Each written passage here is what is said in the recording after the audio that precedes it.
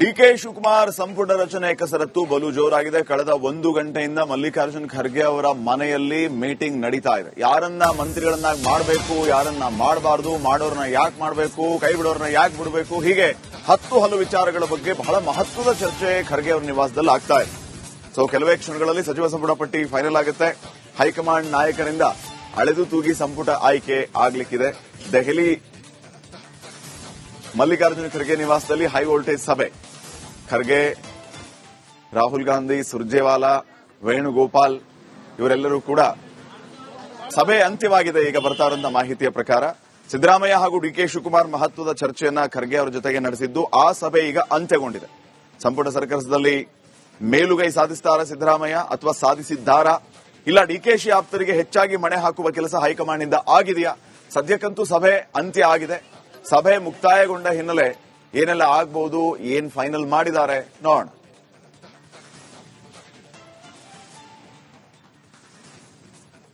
ಈ ಸಾರಿ ಕ್ಯಾಬಿನೆಟ್ ಯಾವ ರೀತಿ ಇರುತ್ತೆ ಅನ್ನೋದೇ ಕ್ಯೂರಿಯಾಸಿಟಿ. ಬೇಕಾಬಿಟ್ಟಿಯಾಗಿ ರಚನೆ ಆಗೋದಿಲ್ವಂತೆ. ಹೊಸ ಮುಖ ಹಳೆ ಮುಖ ಸೇರಿ ಭವಿಷ್ಯಕ್ಕಾಗಿ ಹೊಸ ತಂತ್ರವನ್ನು ರೂಪಿಸುವ ಕೆಲಸ ಆಗ್ತಾ ಇದೆ. 40 ವರ್ಷದೊಳಗಿನ 10 ಶಾಸಕರಿಗೆ ಸಂಪುಟದಲ್ಲಿ ಸ್ಥಾನ. 40 ವರ್ಷ ಯಾರು ದಾಟಿದಾರೋ ಅವರೆಲ್ಲರೂ ಮನೆ ಕಡೆ.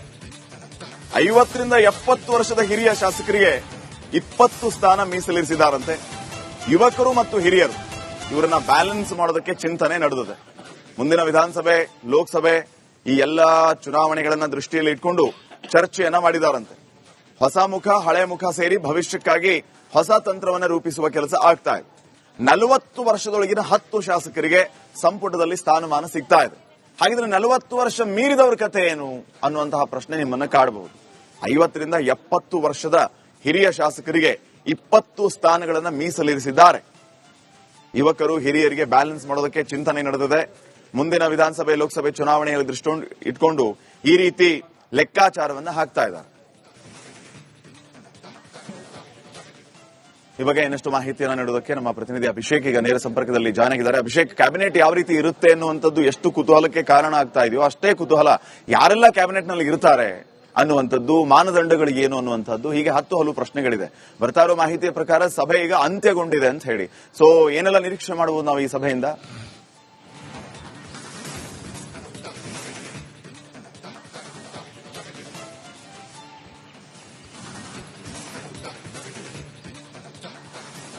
ಪಾಟೀಲ್ರೆ, ಮೊದಲನೇದಾಗಿ ಸಿಎಂ ಸಿದ್ದರಾಮಯ್ಯ ಅಂದ್ರೆ ಈಗ ನಿಯೋಜಿತ ಸಿಎಂ ಡಿಕೆ ಶಿವಕುಮಾರ್ ಹಾಗೂ ನಿರ್ಗಮಿತ ಸಿಎಂ ಸಿದ್ದರಾಮಯ್ಯನವರ ಸಭೆ ಅಂತ್ಯ ಆಗಿರುವಂತದ್ದು ಹೈಕಮಾಂಡ್ ಜೊತೆಯಲ್ಲಿ. ನಿನ್ನೆ ರಾತ್ರಿಯ ಕೆಸಿ ವೇಣುಗೋಪಾಲ್, ರಣದೀಪ್ ಸಿಂಗ್ ಸುರ್ಜೇವಾಲಾ ಅವರ ಜೊತೆ ಇವರಿಬ್ಬರು ಕುಳಿತುಕೊಂಡು ಒಂದು ಅನಧಿಕೃತ ಪಟ್ಟಿ, ಅಂದ್ರೆ ಬಹಿರಂಗವಾಗದಂತ ಅನಧಿಕೃತ ಪಟ್ಟಿ, ಫೈನಲ್ ಆಗದಂತ ಅನಧಿಕೃತ ಪಟ್ಟಿಯನ್ನು ಸಿದ್ಧಪಡಿಸಿದ್ರು. ಅಂದ್ರೆ ರಾಹುಲ್ ಗಾಂಧಿರವರ ಒಂದು ಸಿಗ್ನೇಚರ್ ಬೀಳುವಂತದ್ದು ಬಾಕಿ ಇತ್ತು, ಅವರಿಂದ ಗ್ರೀನ್ ಸಿಗ್ನಲ್ ಸಿಗುವಂತದ್ದು ಬಾಕಿ ಇತ್ತು. ಆದ್ರೆ ಇಬ್ಬರು ಕುಳಿತುಕೊಂಡು 4 ನಾಯಕರ ಜೊತೆಯಲ್ಲಿ ಕುಳಿತುಕೊಂಡು ಫೈನಲ್ ಮಾಡಿರುವಂತದ್ದು. ಯಾವುದೇ ಕಾರಣಕ್ಕೂ ಹೆಚ್ಚಿನ ಡಿಲೀಷನ್ಗಳಾಗಬಾರದು, ಹೆಚ್ಚಿನ ಅಡಿಷನ್ಗಳಾಗಬಾರದು. ಹೈಕಮಾಂಡ್ ಕೂಡ ಕೋಟಾವನ್ನು ಒಪ್ಪಬೇಕು ಅನ್ನೋ ರೀತಿಯಲ್ಲಿ ಸಿದ್ಧ ಆಗಿತ್ತು. ಆದ್ರೆ ಈ ಸದ್ಯದ ಮಟ್ಟಿಗೆ ಸಭೆಯನ್ನ ನಡೆಸಲಾಗಿತ್ತು. ಸಭೆ ಈಗ ಅಂತ್ಯ ಆಗಿದೆ ಅನ್ನೋದು ಮಾಹಿತಿ ಕೂಡ ಬರ್ತಿರೋದ್ರಿಂದ ಇಬ್ಬರನ್ನು ವಿಶ್ವಾಸಕ್ಕೆ ತೆಗೆದುಕೊಂಡು ಇಬ್ಬರ ಬಣದಲ್ಲಿರುವಂತಹ ಸಚಿವರಿಗೆ, ಶಾಸಕರಿಗೆ ಅವಕಾಶವನ್ನ ಸಮಾನವಾಗಿ ಕಲ್ಪಿಸುವಂತ ಕೆಲಸ ನಡೆದಿದೆಯಾ, ಅಥವಾ ಸಿದ್ದರಾಮಯ್ಯನವರಿಗೆ ಈ ಬಾರಿ ಮೇಲುಗೈಯಾಗಿದೆಯಾ, ಕೆಳಗೈಯಾಗಿದೆಯಾ, ಅಥವಾ ಅವರ ಲೆಕ್ಕಾಚಾರ ತಲೆ ಕೆಳಗಾಗಿದೆಯಾ, ಇದು ಈ ಸದ್ಯದ ಮಟ್ಟಿಗೆ ಹೇಳಲಿಕ್ಕಾಗೋದಿಲ್ಲ. ಆದ್ರೆ ಖಂಡಿತವಾಗಿಯೂ ಸಂಪುಟದಲ್ಲಿ ಯಾವ ರೀತಿ ಪ್ಯಾಟರ್ನ್ ಅನ್ನ ಅನುಸರಿಸಲಾಗುತ್ತೆ, 40 ವರ್ಷಕ್ಕಿಂತ ಕಡಿಮೆ ವಯಸ್ಸಿನ 10 ಶಾಸಕರನ್ನ ಸಚಿವರನ್ನಾಗಿ ಮಾಡುವಂತ ಲೆಕ್ಕಾಚಾರ ಇರುವಂತದ್ದು.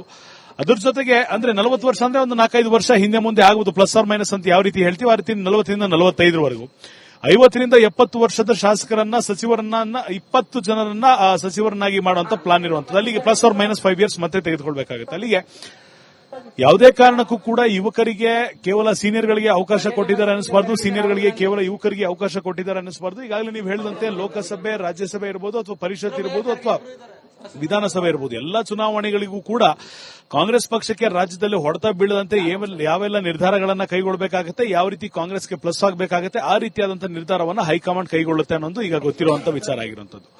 ಕೊನೆಯದಾಗಿ ಹೇಳಬೇಕಾಗಿರುವಂತದ್ದು, ಇವತ್ತು ಏನೇ ಪಟ್ಟಿ ಸಿದ್ಧ ಆದ್ರೂ ಕೂಡ ಯಾವುದೇ ಕಾರಣಕ್ಕೂ ಇದನ್ನ ಬಹಿರಂಗಗೊಳಿಸೋದಿಲ್ಲ. ನಾಳೆ ಸಂಜೆ 4ರಿಂದ 4:45 ನಡೆಯುವಂತಹ ಪ್ರಮಾಣ ವಚನಕ್ಕೂ ಮೊದಲು, ಅಂದ್ರೆ ಬೆಳಿಗ್ಗೆ 11ರಿಂದ 12 ಗಂಟೆ ಒಳಗಡೆ ಫೋನ್ ಮಾಡಿ ತಿಳಿಸುವಂತ ಕೆಲಸವನ್ನ ಹೈಕಮಾಂಡ್ ಮಾಡುತ್ತೆ. ಈ ಒಂದು ಪಟ್ಟಿಯಲ್ಲಿ ಯಾರೆಲ್ಲ ಇರ್ತಾರೆ, ಯಾರೆಲ್ಲ ಔಟ್ ಆಗ್ತಾರೆ ಅಂತ ಕಡೆಯ ಹಂತದ ತೀರ್ಮಾನವನ್ನ ರಾಹುಲ್ ಗಾಂಧಿ ಅವರು, ಕೆ.ಸಿ. ವೇಣುಗೋಪಾಲ್ ಅವರು, ಮಲ್ಲಿಕಾರ್ಜುನ ಖರ್ಗೆ, ರಣದೀಪ್ ಸಿಂಗ್ ಸುರ್ಜೇವಾಲಾ ಅವರು ಕುಳಿತುಕೊಂಡು ಮಾಡುವಂತ ಚಾನ್ಸ್ ಇರೋದ್ರಿಂದ ಒಂದೆರಡು ಹೆಸರುಗಳನ್ನ ಪ್ಲಸ್ ಅಥವಾ ಮೈನಸ್, ಡಿಲೀಟ್ ಅಥವಾ ಆಡ್ ಮಾಡುವಂತ ಕೆಲಸವನ್ನ ಈ ಹೈಕಮಾಂಡ್ ಮಾಡುವಂತ ಚಾನ್ಸಸ್ ಕೂಡ ಇರೋದ್ರಿಂದ, ಒಂದು ವೇಳೆ ಪಟ್ಟಿ ಫೈನಲ್ ಆಗಿದ್ರೂ ಕೂಡ ಸಿದ್ದರಾಮಯ್ಯ ಹಾಗೂ ಡಿ.ಕೆ. ಶಿವಕುಮಾರ್ಗೆ ಒಂದು ಮೌಖಿಕ ಸೂಚನೆ ಇರುವಂತದ್ದು, ಯಾವುದೇ ಕಾರಣಕ್ಕೂ ಕೂಡ ನೀವು ಯಾರಿಗೂ ಇನ್ಫಾರ್ಮ್ ಮಾಡುವಂತಿಲ್ಲ, ಹೈಕಮಾಂಡ್ ಅವರಿಗೆ ಇನ್ಫಾರ್ಮ್ ಮಾಡುತ್ತೆ. ಅಲ್ಲಿವರೆಗೂ ಯಾವುದೇ ಕಾರಣಕ್ಕೂ ಕೂಡ ಈ ಒಂದು ಪಟ್ಟಿಯಲ್ಲಿ ಇದ್ದಂತ ಹೆಸರು, ಇರುವಂತಹ ಹೆಸರು, ಕೈ ಬಿಡಬಹುದಾದಂತ ಹೆಸರನ್ನ ಬಹಿರಂಗಗೊಳಿಸುವಂತಿಲ್ಲ ಅಂತ ಸೂಚನೆ ಕೊಡೋದ್ರಿಂದ ಕಾದ್ ನೋಡ್ಬೇಕು ಯಾವ ರೀತಿ ಈ ಒಂದು ಕುತೂಹಲವನ್ನ ತೆರೆ ಎಳಿತಾರೆ ಕಾಂಗ್ರೆಸ್ನ ಹೈಕಮಾಂಡ್ ಅಂತ.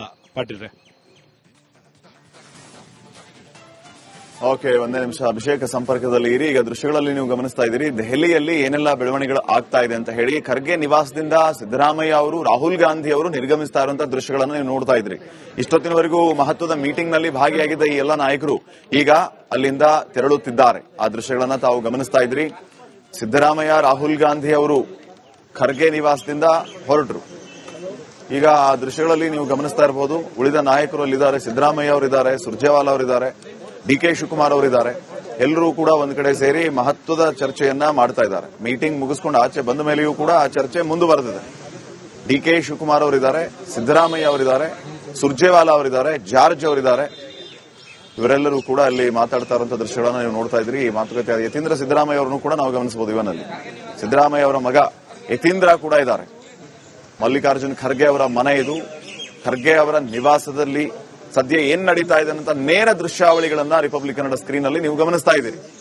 ಸುರ್ಜೇವಾಲಾ, ಡಿ.ಕೆ. ಶಿವಕುಮಾರ್, ಸಿದ್ದರಾಮಯ್ಯ, ಯತೀಂದ್ರ ಸಿದ್ದರಾಮಯ್ಯ ಸೇರಿದಂತೆ ಹಲವು ನಾಯಕರಲ್ಲಿದ್ದಾರೆ. ಇವನ್ ಜಾರ್ಜ್ ಅವರು ಕೂಡ ಅಲ್ಲಿರೋದನ್ನ ತಾವು ದೃಶ್ಯಗಳಲ್ಲಿ ಗಮನಿಸ್ತಾ ಇದ್ದೀರಿ. ಈ ಮಹತ್ವದ ಮೀಟಿಂಗ್ ಮುಗಿದ ನಂತರ ಆಚೆ ಬಂದಿರುವಂತಹ ದೃಶ್ಯಗಳು. ಸಿದ್ದರಾಮಯ್ಯ ಅವರು ಈ ಕಡೆ ಹೋದ್ರು, ಡಿ.ಕೆ. ಶಿವಕುಮಾರ್ ಅವರು ಅಲ್ಲೇ ನಿಂತಿದ್ದಾರೆ. ಸುರ್ಜೇವಾಲಾ ಅವರ ಜೊತೆಗೆ ಮಾತಾಡ್ತಾ ಇದ್ರು. ಈಗ ಸುರ್ಜೇವಾಲಾ ಅವರು ಕೂಡ ಎಕ್ಸಿಟ್ ಆದರು. ಈ ಕಡೆ ಡಿ.ಕೆ. ಶಿವಕುಮಾರ್ ಇನ್ನೂ ನಿಂತಿದ್ದಾರೆ. ಆ ದೃಶ್ಯಗಳನ್ನು ಕೂಡ ತಾವು ಗಮನಿಸ್ತಾ ಇದ್ದೀರಿ. ರಾಹುಲ್ ಗಾಂಧಿ ಅವರು ಕೂಡ ಅಲ್ಲಿಂದ ತೆರಳಿದ್ದಾರೆ. ಆ ದೃಶ್ಯಗಳನ್ನು ಕೂಡ ನೀವು ಗಮನಿಸ್ತಾ ಇದ್ದೀರಿ ರಿಪಬ್ಲಿಕ್ ಕನ್ನಡ ಸ್ಕ್ರೀನ್ ಮೇಲೆ. ದೆಹಲಿಯಲ್ಲಿ ಸದ್ಯಕ್ಕೆ ಏನ್ ನಡೀತಾ ಇದೆ, ಮಹತ್ವದ ಮೀಟಿಂಗ್ ಮುಗಿಸಿಕೊಂಡು ಆಚೆ ಬರ್ತಾ ಇರುವಂತಹ ನಾಯಕರು, ಆ ನೇರ ದೃಶ್ಯಾವಳಿಗಳನ್ನ ತಾವು ಗಮನಿಸ್ತಾ ಇದ್ದೀರಿ. ಮಲ್ಲಿಕಾರ್ಜುನ್ ಖರ್ಗೆ ಅವರ ನಿವಾಸದಿಂದ ನೇರ ದೃಶ್ಯಾವಳಿಗಳು. ಈಗ ಮತ್ತೊಬ್ಬ ನಾಯಕರು ನಿರ್ಗಮಿಸ್ತಾ ಇರುವಂತದ್ದು, ಮಾಧ್ಯಮಗಳ ಜೊತೆಗೆ ಮಾತಾಡ್ತಾರೆ ಸಿದ್ದರಾಮಯ್ಯ ಅವರು. ಸಿದ್ದರಾಮಯ್ಯ ಅವರು ಈಗ ಅಲ್ಲಿಂದ ತೆರಳುತ್ತಿರುವಂತಹ ದೃಶ್ಯಗಳನ್ನು ತಾವು ಗಮನಿಸ್ತಾ ಇದ್ದೀರಿ. ಮಲ್ಲಿಕಾರ್ಜುನ್ ಖರ್ಗೆ ಅವರ ನಿವಾಸದಲ್ಲಿ ಇಷ್ಟೊತ್ತಿನವರೆಗೂ ಮಹತ್ವದ ಮೀಟಿಂಗ್ ಮುಗಿಸಿಕೊಂಡು ಈಗ ಸಿದ್ದರಾಮಯ್ಯ ಅವರು ಖರ್ಗೆ ನಿವಾಸದಿಂದ ಹೋಗ್ತಾ ಇರುವಂತಹ ದೃಶ್ಯಗಳನ್ನ ನೀವು ನೋಡ್ತಾ ಇದ್ದೀರಿ.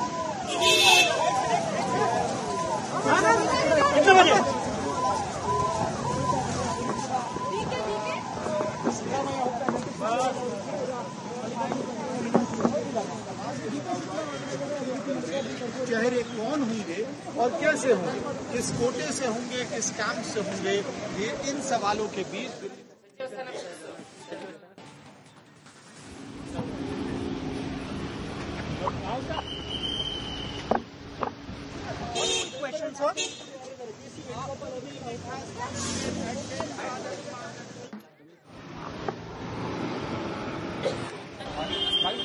ಇನ್ನಷ್ಟು ಅಪ್ಡೇಟ್ಸ್ ಅನ್ನ ಕೊಡೋದಕ್ಕೆ ನಮ್ಮ ಪ್ರತಿನಿಧಿ ಬಸವರಾಜ್ ಈಗ